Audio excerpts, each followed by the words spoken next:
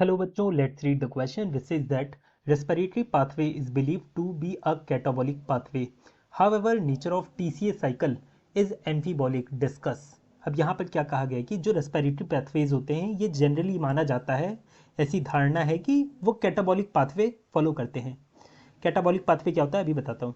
फिर आगे कहा गया है कि पर ऐसा देखा गया है कि जो टीसीए साइकिल होती है जिसे हम क्रेब्स साइकिल कहते हैं वो एम्फीबॉलिक है. तो इसी के ऊपर हमें विचार विमर्श करना है. Here the key concept for this question is Krebs cycle. Krebs cycle.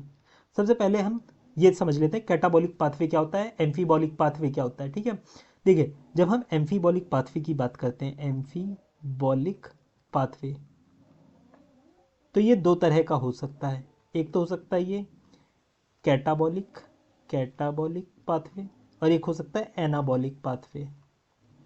Catabolic pathway में क्या होता है, इसमें कॉम्प्लेक्स चीज का ब्रेकडाउन होता है इनटू सिंपल सब्सटेंसेस. कोई भी कॉम्प्लेक्स चीज होगी वो टूटेगी इनटू सिंपल सब्सटेंस.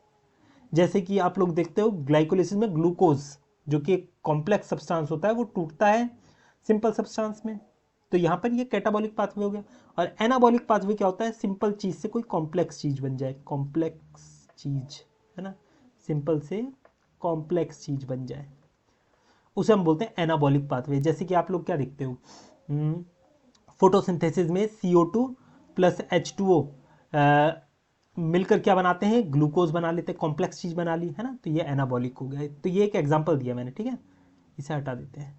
अब देखिए जब भी हम सिंपल चीज की बात करते हैं तो सिंपल चीज से जब कॉम्प्लेक्स चीज बनती है तो इसके लिए हमेशा एनर्जी की रिक्वायरमेंट होती है, ATP की रिक्वायरमेंट होगी और ये ADP में कन्वर्ट हो जाएगा.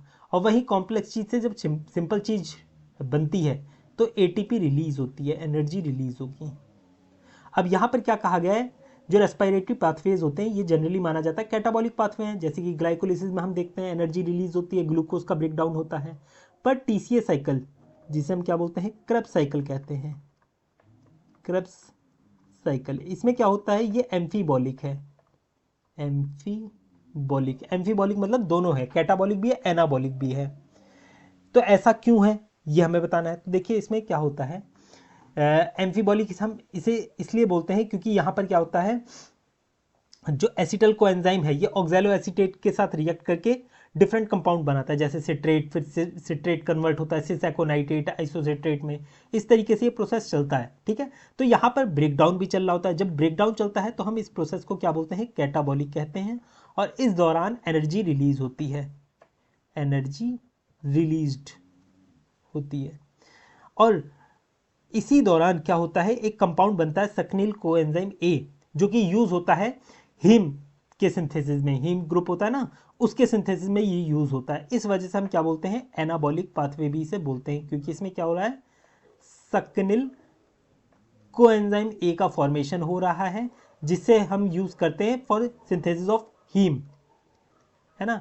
हीम ग्रुप के सिंथेसिस के लिए हम इसे यूज करते हैं, हीम सिंथेसिस, जो कि एक कॉम्प्लेक्स कंपाउंड है. तो सिंपल चीज से कॉम्प्लेक्स चीज बन रही है तो इसके लिए हमें ATP देनी पड़ेगी, एनर्जी देनी पड़ेगी. ये बात की बात है. तो आप लोगों को सिर्फ ये पता होना चाहिए, सिंपल चीज से कॉम्प्लेक्स चीज बनेगी, इस वजह से हम क्या बोलेंगे, एनाबॉलिक बोलेंगे. तो यहाँ कॉम्प्लेक्स चीज छूट के सिंपल चीज भी बननी है और सिंपल चीज से कॉम्प्लेक्स चीज भी बननी है. इस वजह से हम क्या बोलते हैं, इसे एम्फीबॉलिक बोलते हैं.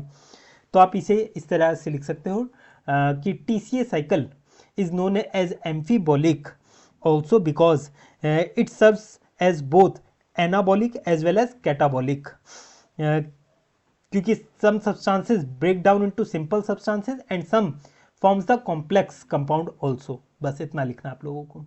I hope you understood it well. Best of luck.